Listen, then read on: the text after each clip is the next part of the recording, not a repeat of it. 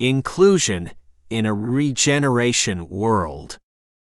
Inclusion within a society obeys the values worshipped by it. These values are the foundations that reorder this society and its inhabitants, providing support for a better world or a world in disarray. Values determine objectives to be followed and the path along which this society will walk.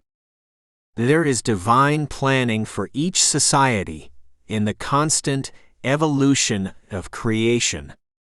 Society exists to meet a level of evolution, but each being will have their free will to drive themselves and drive the carriage of their society. All the societies of the Father's creation are interconnected. They contribute to the whole of creation.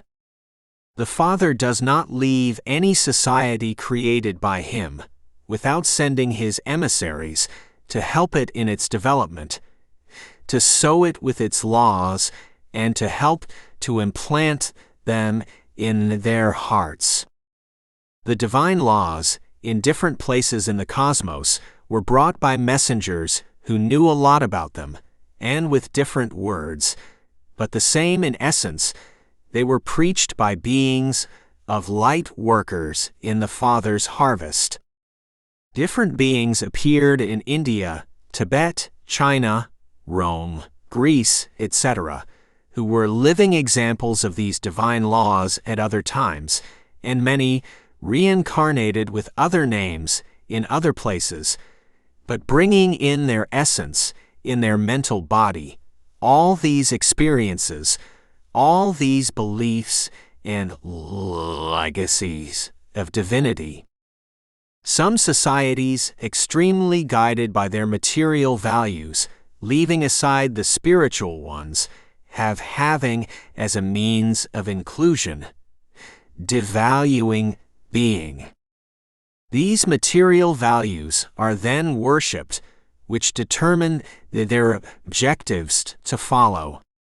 Thus they fall into an unbridled race to have goods, to have money, to have status, to have a position at work, in professional life, walking on the road of selfishness, lack of charity, disregard for others, and creating for themselves a non-fraternal world.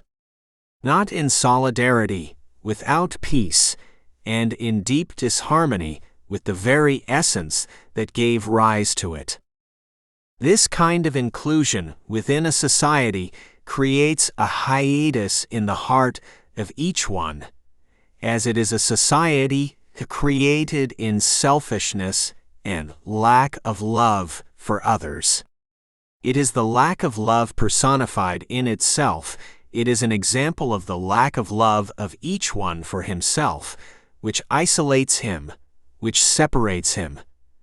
But no one will be able to live isolated, and this society isolates itself in its own pettiness, in its total lack of love. Inclusion in a society, in a regenerating world, is done through loving feelings. What includes a being in society is the love developed in his heart. It is the love developed by his fellow man and by creation itself. In order for you to be included in this regenerating world, it is necessary for you to develop this feeling of unconditional, non-egoistic love.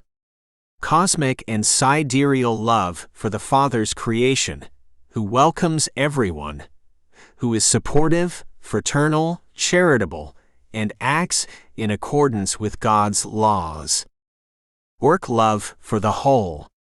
Work on lovelessness so that it can be transformed, removed, and transmuted into love, and in this way, you will be able to be included in this new society of the future, in which many messengers of the Father are already reincarnating, to make possible their adaptation to the divine laws which govern the perfection of creation.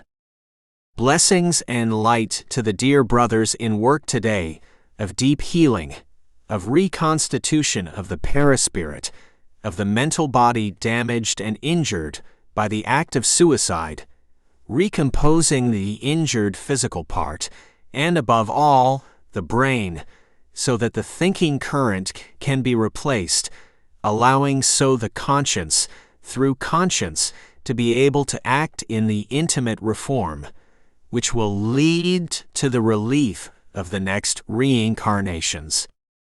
Blessings and light. Cosmic Consciousness. Book 4. The Integral Being. Chapter 15. Inclusion in a Regeneration World.